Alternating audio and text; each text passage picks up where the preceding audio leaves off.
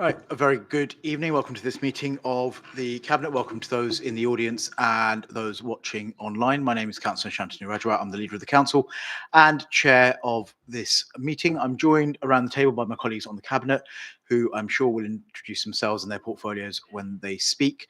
We've also got officers around the table who do not take part in decision making, but are here to offer any technical insight should it be required. And also welcome to you, Leader of the Opposition, who has a standing invite, but again, does not vote in these meetings. So we've got quite a bit on the agenda, lots to go through. I'm going to go straight into apologies for absence. I've had apologies from Councillor Shivraj Garawal. I don't think anyone else. No, that's everyone. Are there any declarations of interest from members? No. Any communications? Councillor Shaheen? Do you want to say it and introduce yourself? Councillor Salman Shaheen, Cabinet Member for Culture, Leisure and Public Spaces, and many communications around the Arts Centre. I'm assuming that's the same for you, Councillor Bruce. I will. Yes, I would declare that too. Sorry, my computer's just turned off, so I was distracted. Yes. Good. And can I just remind members to note the monitoring officer's note on interests. We now move on to agenda item 2, which is the minutes of the meeting held on the 15th of April. I'll take them page by page for accuracy and matters arising. Page 7, page 8, page 9, and then page 10. Can we agree those minutes? Agreed? Yep, thank you very much. Right, we move on to our first substantive item, which is the draft Feltham Master Plan refresh. And that is you, Councillor Bruce.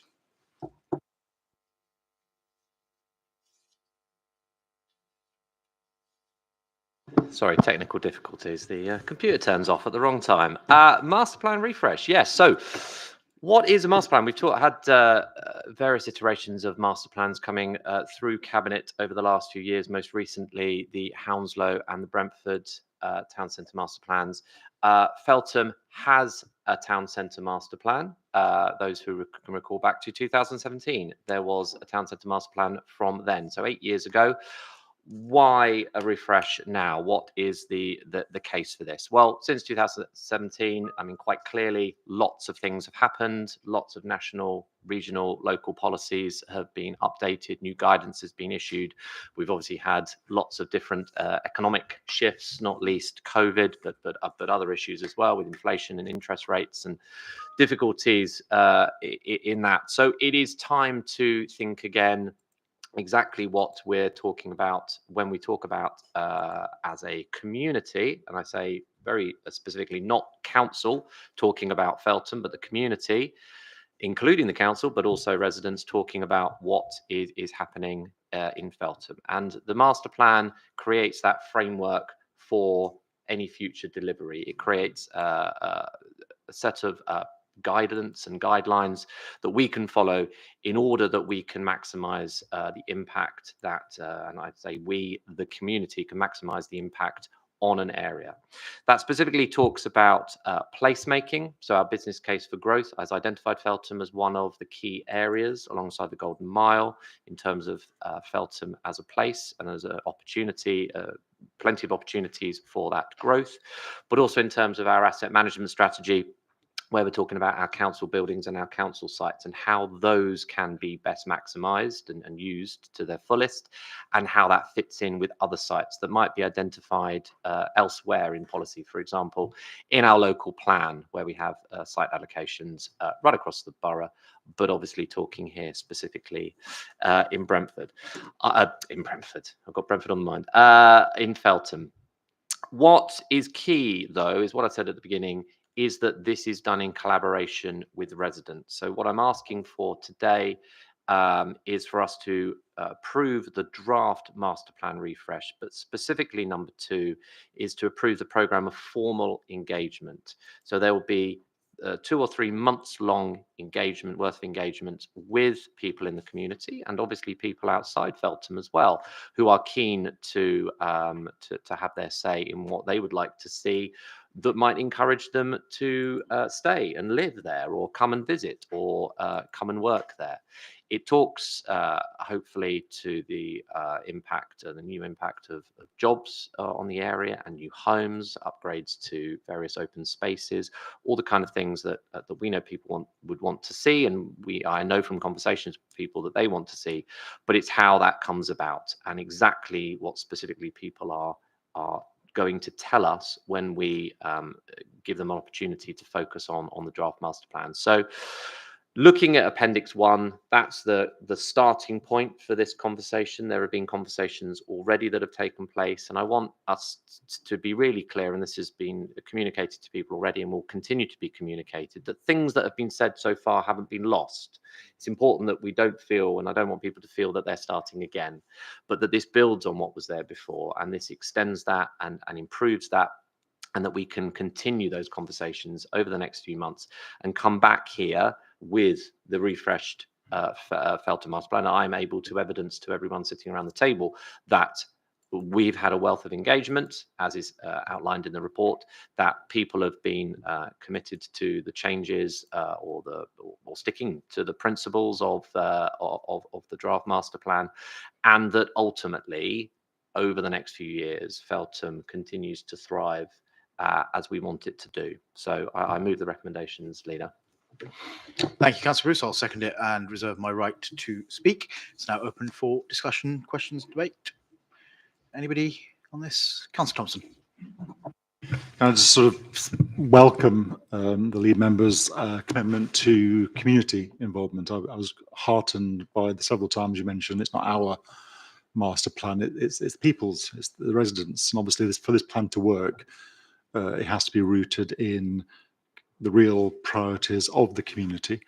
I think the previous document was very high in ambition, but perhaps it wasn't terribly clear in terms of what and when and how much and timeframes. Whereas this document actually does seem to say that. So all those questions will come, won't they? What are we building? Where are we going to pay for it? What we're going to do with the open spaces? But I think this is a positive approach, and I do hope the consultation is well responded to, if I can, by residents, and say businesses, and all those who have an interest, like we all do, in ensuring that Feltham thrives. Thank you.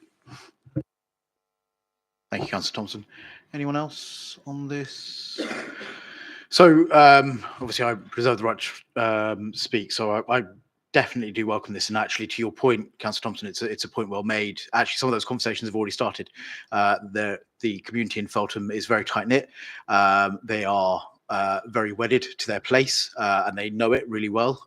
So they bring a wealth of experience and also ambition as well, which I think will be really, really welcome. I think Councillor Bruce is absolutely right to talk about the engagement in this, and this will follow the principles that we've established under our radical overhaul of consultation and engagement, which, this is really putting that through its paces, making sure it works properly. Because if there's one thing I know, the good people of Feltham will tell us if it's not working very well. So, and we'd welcome that, actually. That conversation will be good. It's absolutely right that the context has changed since the last master plan, so this does build on it, but it is realistic in terms of what it can deliver and the benefits it will have for residents, so I wholeheartedly welcome it. If there is no one else, we'll go straight to the vote. Sorry, I need the... So the recommendations on this are on page 11, 1, 2, 3. Can I see all those in favour?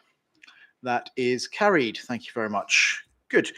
Now move on to the next item on the agenda, which is the Hounslow Post-16 School Travel Assistance Policy Consultation on Policy Changes. Councillor Chowdhury. Thank you, Leader. Councillor Samia Chowdhury, Cabinet Member for Education, Children, Skills, Employment.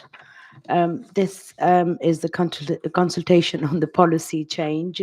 So this report outlines adoption of 2 travel assistant policies for persons of 6th form age and adult learners with an education, health and care plan.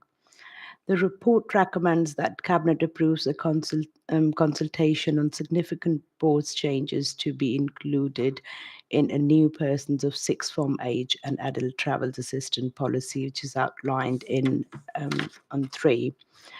So these recommendations are being proposed because the council duty of provide travel assistance changes at sixth form age. Year 12, 13, 14 from statutory to discretionary. While assistance may be provided to sixth form student, it's not required to be free or to be arranged transport.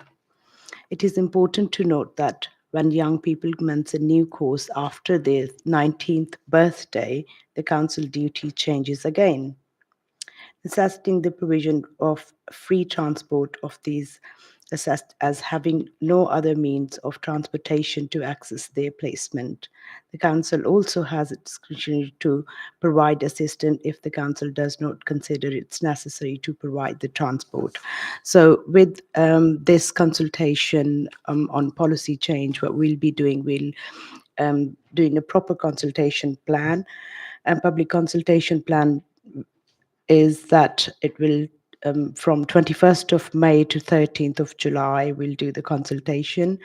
We've planned, we're thinking about 3 in-person events, 1 in West, Central and East Hounslow, 2 we'll do virtual based on the demand. If there is a demand, we can do more virtual.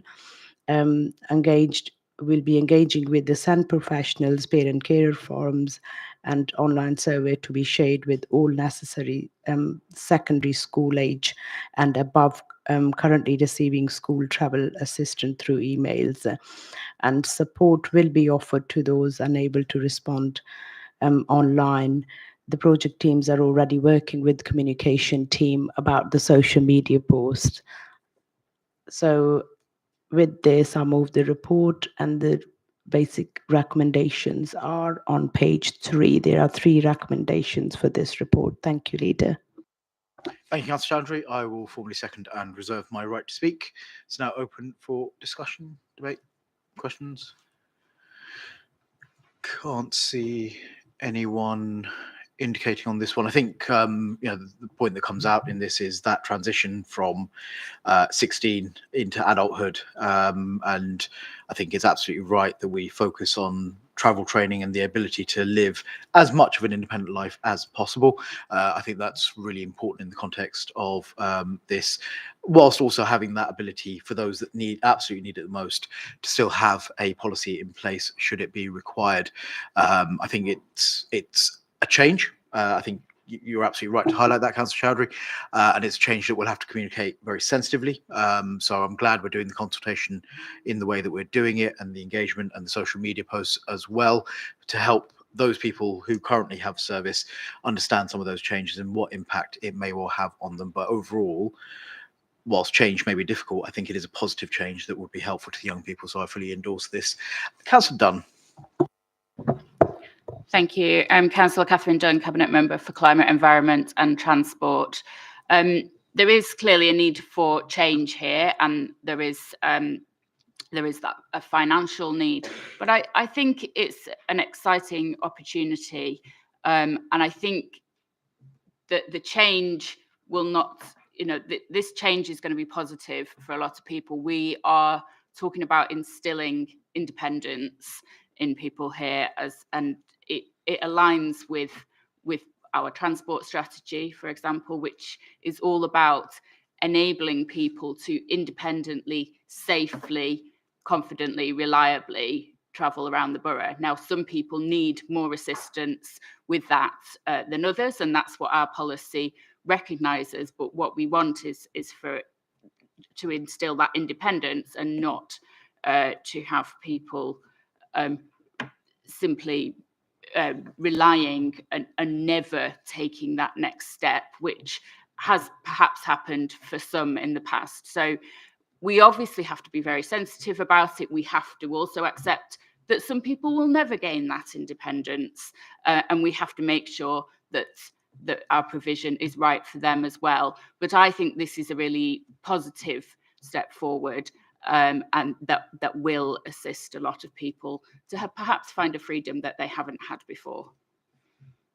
Thank you, Councillor Dunn. I can't see anyone else indicating. Councillor Chowdhury, do you want to sum up? Or No, thank you very much. I think the independent travel training, which we were already doing, it's really important. What Councillor Dunn yourself has said, it's really good for those. We completely understand there will be some which will not be able to travel independent, but I think it's really good on the families as well if they take up the independent travel training scheme as well. Thank you.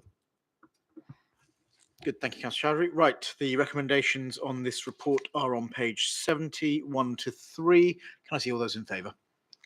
That is unanimous. Thank you very much. Right, we now move on to the commissioning of homeless and mental health supported accommodation. Councillor Bath. Thank you. Councillor Lily Bath, Cabinet Member for Adult Social Care, Public Health and Health Integration. So what I'm bringing to you tonight is a report about how we commission supported accommodation for some of our most vulnerable adults. Currently in Hounslow, we commission 2 accommodation-based contracts that support some of our most vulnerable adults. One is around providing housing for those with complex mental health needs, and the other is around homelessness, supporting those with mental health and substance misuse. Currently, we commission both of these contracts separately, but what I'm asking the Cabinet to do today is allow us to go forward in commissioning these as one contract for a number of reasons. Firstly, we want to make sure that it's cost efficiency savings in terms of we're not duplicating, and it makes more sense that we have a seamless service. But also it gives us an opportunity to relook at some of the services that are provided within these contracts and to ensure that we try and have better outcomes for some of our residents, because supported accommodation is about making sure that people who need help and support get the right kind of support so that they can move on where they need to in terms of being independent. And this obviously helps us in terms of avoiding escalating need and those that could possibly end up in a crisis situation. So what we will be doing, we'll be doing recommissioning 2 contracts in one. We will be able to obviously make better use of our property portfolio as well. Currently, we've got housing provided we've got complex mental health need housing provided across 33 units, and then homeless supported housing across 87 units across the borough. So yeah, I think probably nothing much more to say really, apart from the fact that I know that we're always conscious about money, and we need to make sure that we spend as efficiently as possible by sort of approaching this in this particular way. We will be able to save money in adult social care, and that's going to be really important moving forward, because we've spoken many times about the pressures on our budget and how we need to make sure that we are delivering better outcomes for residents, but also at a more efficient cost as well. So I've probably got nothing more to say, but in terms of recommendations, if I can ask Cabinet to approve recommendations 1 to 2 on page 47. Thank you. Thank you, Councillor Bath. Councillor Sampson, are you seconding this? Yes, Leader, I'd like to reserve my right to speak. Sorry. It's all right. We got the gist. Okay, so it's been moved and seconded. It's now open for discussion, questions, debate. Councillor Thompson.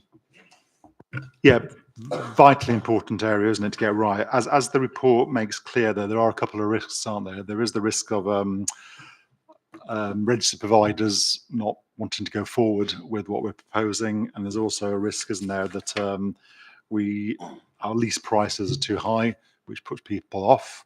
And I can't quite see within the report what we plan to do to mitigate against those, because the worst case scenario, isn't it, is that a lot of providers say, actually, it's not worth it anymore, I'm not interested, and we end up with actually more of a problem than we started, so that and the important savings don't actually materialise. So is there, again, if it's in here, I apologise, but is there something in place just to try and address those 2 concerns? Anyone else on this one? Well, then I think you better sum up then. Thank you for that question. Yes, it's really important. There is work being done actually with the providers to help them to make sure that they are actually able to do that. And I think you're absolutely right that if we, if there's provider failure, then obviously we won't be able to not just make the efficiency savings, but able to provide the services that we want to in the first place. But at the moment, we will obviously monitor it very closely. But at the moment, as far as I am aware, there is no risk of provider failure at the moment. But it's important to be aware of that, yeah, and work has to be done to do that. So we've got to make sure that we continue monitoring that. But thank you for that question. Okay, good. The recommendations are on page 102, 1 and 2. Can I see all those in favour? That is carried. Thank you very much. Right, we now move on to item 6, Brentford Police Station and Albany Riverside Collaboration Agreement. Councillor Bruce. Thank you. Yes. So item 6 and indeed 7 are mine, and I think it's probably at this point sensible to point out the sort of connections between the two, both in Brentford, both talking about providing, in essence, homes as well as various other amenities around them. What they have in common as well is the fact that they have been economically challenging, and I think that everyone would acknowledge that. I certainly would, and it is about this council and it is about this cabinet and the departments trying to find a way through. I think what it shows by bringing both of these here today is that we are still committed to Brentford. We are still committed to the delivery of both of these sites that are going to have a significantly positive impact on the residents of Brentford.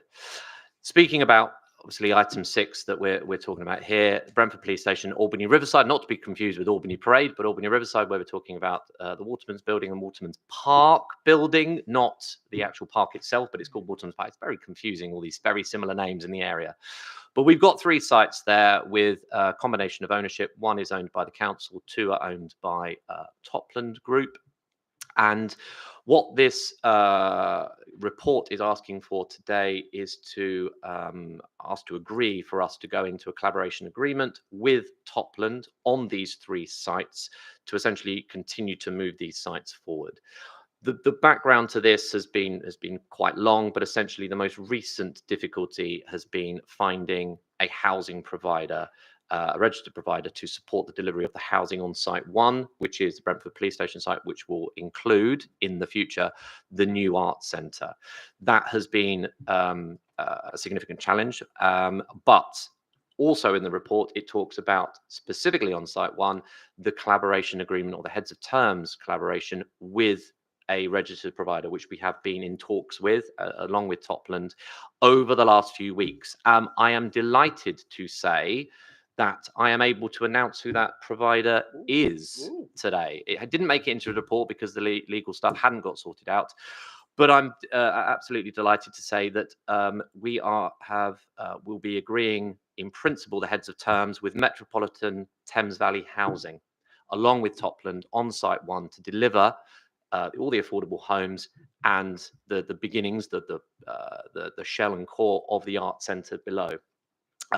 Really exciting news, and absolutely fantastic that we're getting much further forward in the delivery of that site, as well as being able to talk in more detail about site 2 and 3 and bringing those homes forward as well. What the report also talks about is the Arts Centre and us beginning to describe how we see the future of the Arts Centre in Brentford. We are looking far and wide. There's been, as Councillor Shaheen has said, there's been quite a lot of conversation about this in local press, and various articles have been written specifically on the arts, because I know that is something that really matters to lots of people. It certainly matters to us. It matters to people in Brentford.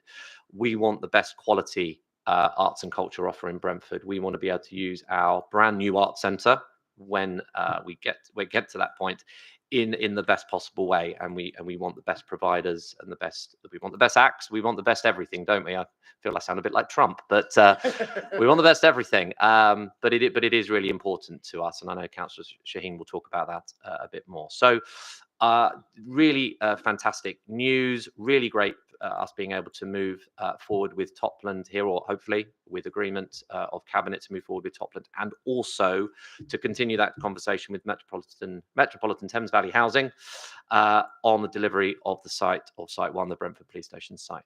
So I move the report, Leader. Thank you. Thank you, Councillor Bruce. That's massively exciting. Councillor Shaheen, in a second.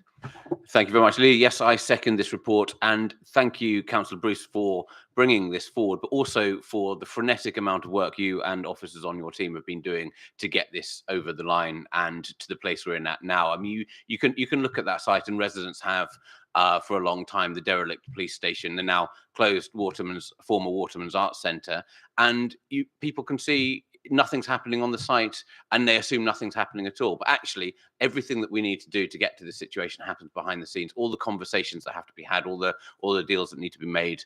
And it's a fantastic testament to the work that officers and yourself have done to get that to where we are today. This is what we're seeing now are the final pieces of the puzzle coming together to get this development moving forward and to build that new art centre on the site of the old police station. And I've said it before and I'll say it again, I want that to be a world-class art centre. I want national class acts coming into the borough, coming into Brentford and using that art centre in the facilities that we provide.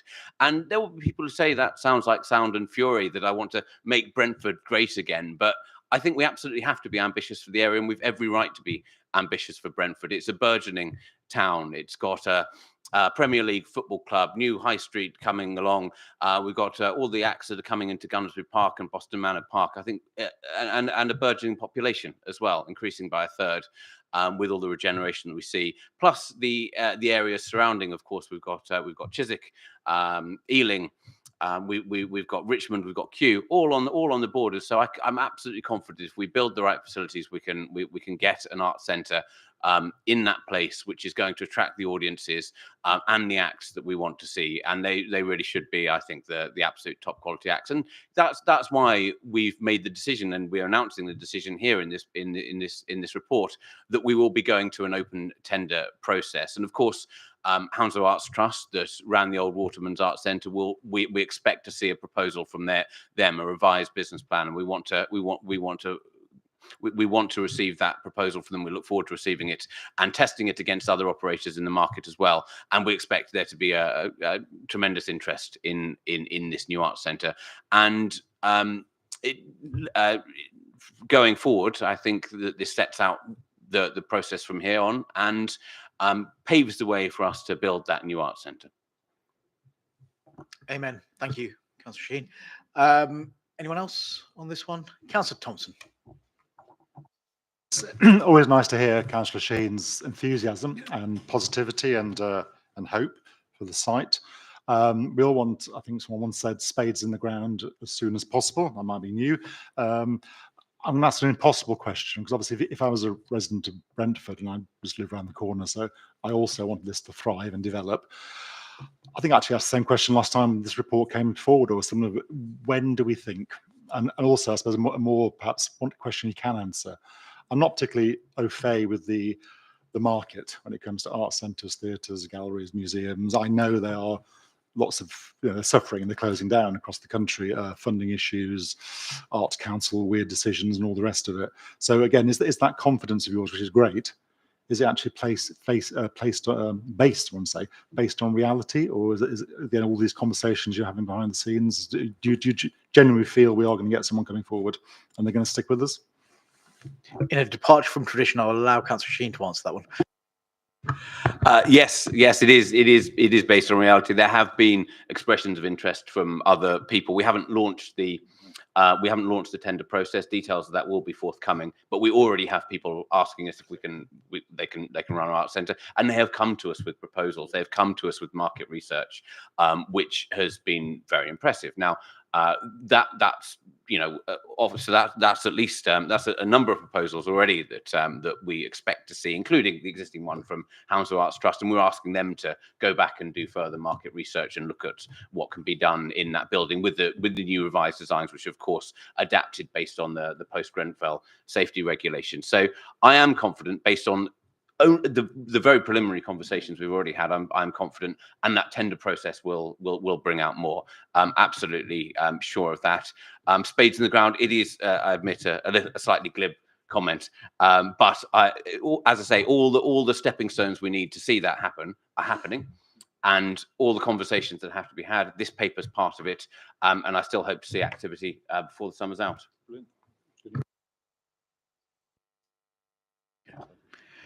Anyone else on this one? And I think just to build on Councillor Sheen's answer to you, Councillor Dawson, I think you're right, the economy has been very difficult. And actually what tends to go for a number of councils when they're having to make tough decisions is arts and culture. We've done the opposite. We've been very vocal about saying how important arts, culture and heritage is in the borough, how much there already is going on. And I think people respond to that. And so Councillor Sheen's quite right. There is a lot of interest, and there'll be more as the tender process goes through. For us, it's about being really thorough and rigorous in that sort of assessment of those bids, to make sure that not only does it deliver for now, but it also delivers in the future as well. But I think it's an important first step, being able to say that actually not only are we open for business, not only do we want to develop, not only do we need housing, but actually we've got an offer on arts and culture that is woven into the fabric of our borough. That's a very important message for those that are looking to invest money as well. So good. I can't see anyone else on this. So the recommendations are on page 158, 1 to 3. Can I see all those in favour? So good. I'm going to vote twice. There you go. Thank you. That's carried.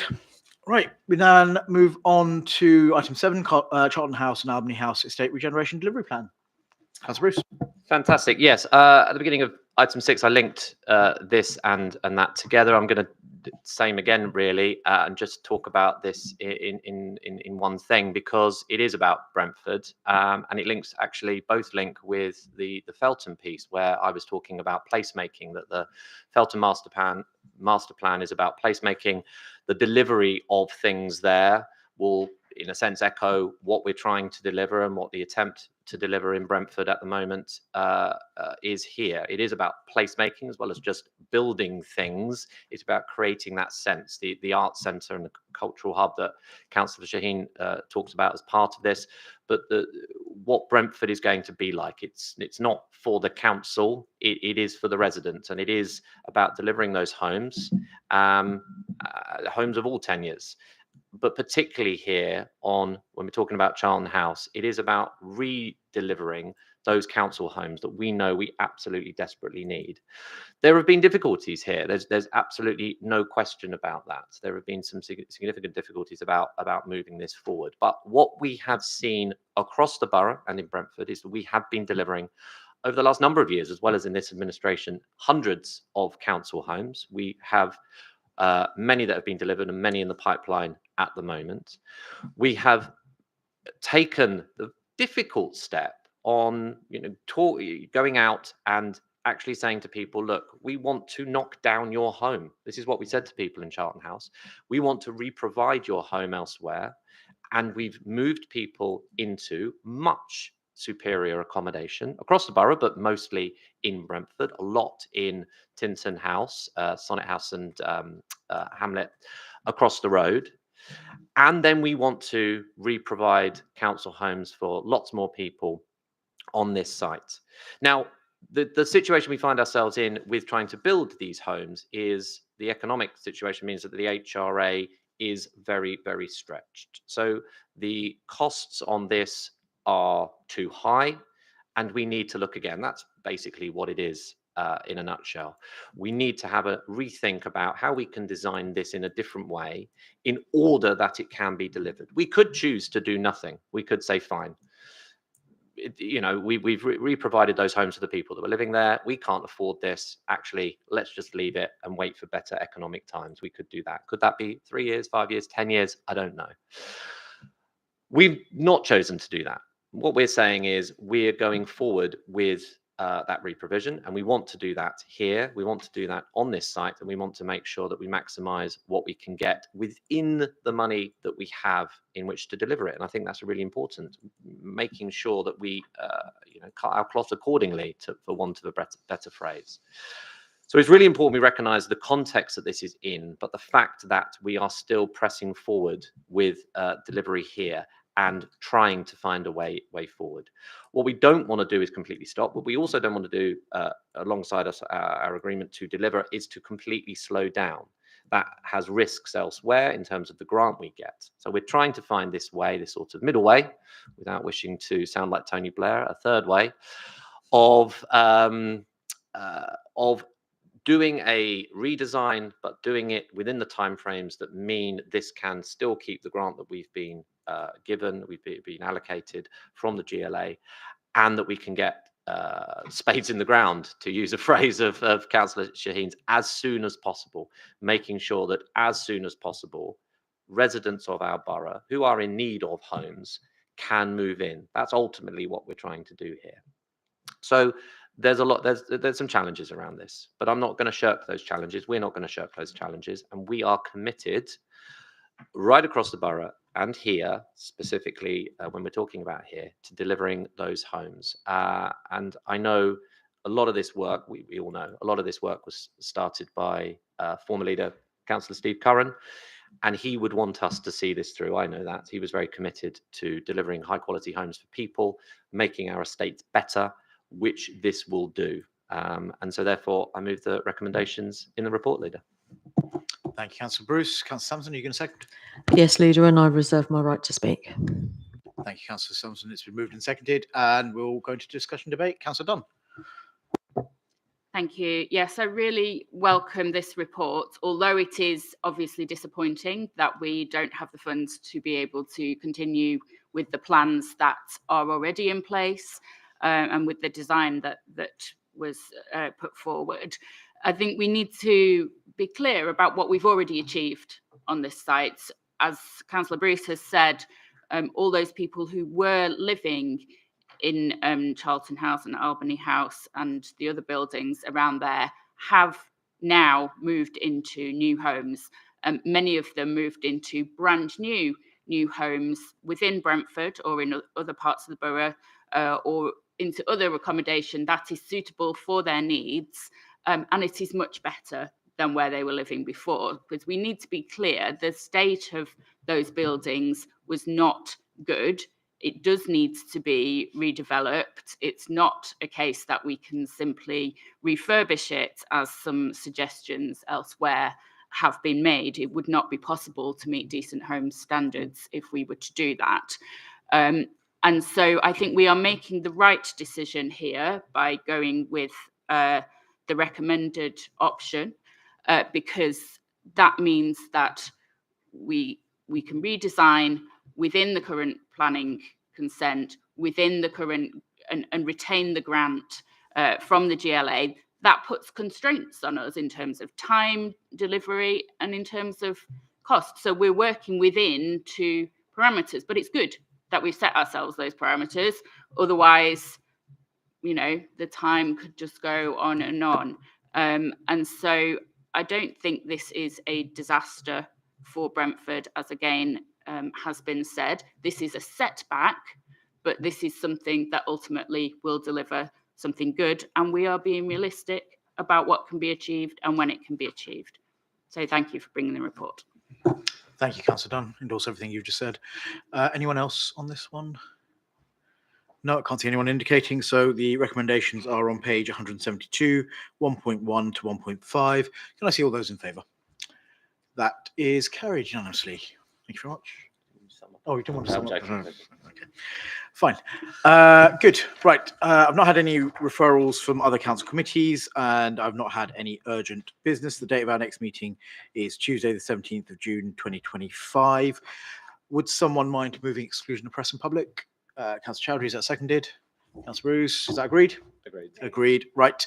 In which case, members of the public in the audience and those watching online, thank you for joining us this evening. Have a very good evening.